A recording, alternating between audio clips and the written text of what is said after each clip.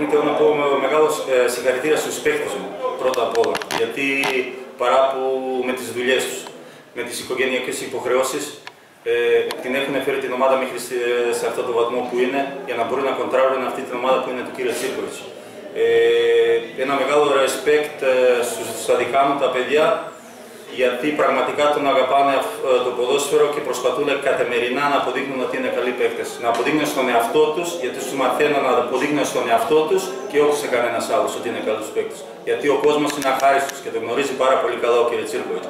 Να αποδείχνουν στον εαυτό τους ότι είναι καλοί παίκτες και στους συμπαίκτες τους.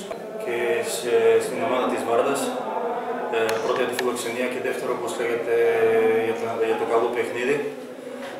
Πρώτα θέλω να πω είναι ότι είμαι πάρα πολύ τυχερός που κάθομαι δίπλα από τον κύριο Μίκη Τσίρκοβιτς, που για μένα είναι ένας δάσκαλος και χρόνια ακολουθώ τα βήματά του και εννοείται όπως λέγεται είναι και πρώτα και φίλος μου, παρά που έχουμε μεγάλη διάφορα ηλικίας, όχι τεράστια, όμως όπως λέγεται ακόμα εγώ είμαι παίκτης και ακολουθώ τώρα αυτό που έχει κάνει ο coach τόσα χρόνια. Ό,τι είναι για το παιχνίδι, τι να πω. Παίξαμε μια ομάδα που είναι πάρα πολύ δυνατή, με κάποιους παίκτες που έχουν παίξει και πιο ψηλές κατηγορίες ποδοσφαίρου. Φάγαμε δύο γρήγορα γκολ, δύο λάθη που δεν ήταν μέσα στο πρόγραμμα. Όμως συνήλθαμε πάρα πολύ γρήγορα, προσπαθήσαμε να παίξουμε, βάλαμε ένα γκολ. Δείξαμε ότι το αγαπάμε το ποδόσφαιρο και προσπαθούμε να παίζουμε σωστό ποδόσφαιρο. Από εκεί και πέρα, όπως λέγεται, δεν έχω να πω και κάτι άλλο. Περιμένουμε και το δεύτερο παιχνίδι να προσπαθήσουμε να δείξουμε άλλη μια φορά ότι είμαστε μια καλή ομάδα και ο Θεός είναι μεγάλος, ότι έχει να γίνει, να γίνει. Τώρα, καταρχήν τίποτα δεν είναι τυχαίο στη ζωή. Αυτό που λέω,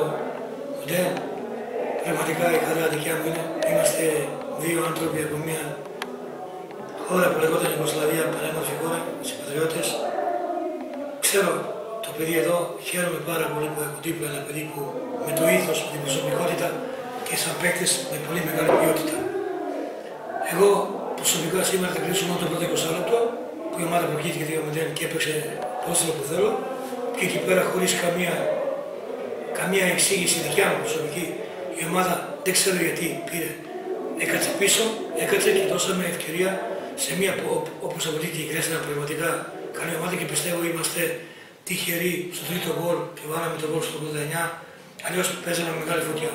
Ένα σκορ 3-1 που πιστεύω σίγουρα δεν θέλω να φανεί απαξιωτικό, αλλά ένα σκορ που δεν μας δείχνει και μεγάλη ασφάλεια, γιατί ξέρω ότι παίζουμε σε μια πολύ δυνατή έδρα, σε έναν θεσμό που γίνεται εκπλήξεις και θα παίξουμε απέναντι σε μια πολύ καλή ομάδα που σήμερα απέδειξε ότι κόντρα είναι μια ομάδα που είναι παραπάνω κατηγορία, που δείχνει ότι αυτή η ομάδα, το Χριστιανό είναι σίγουρα μια ομάδα που δεν είναι τυχαίο που έχει φτάσει μέχρι εδώ.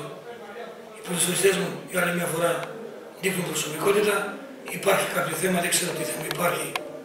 Για ποιο λόγο θεωρώ ότι υπάρχει κούραση, αλλά πιστεύω ότι οφείλουν λόγω εγωισμού και προσωπικότητας που έχουν να πάνε μέχρι τέλος. Αν καταφέρουν, θα είναι αποκλειστικά για πάρτι τους. Ευχαριστώ πάρα πολύ στον Διάννη τα καλά λόγια. Ξέρετε να το πάω, είναι φίλος μου. Του εύχομαι να μην ακολουθήσει με τα προπονητή, γιατί είναι πιο ευχάριστη δουλειά που υπάρχει.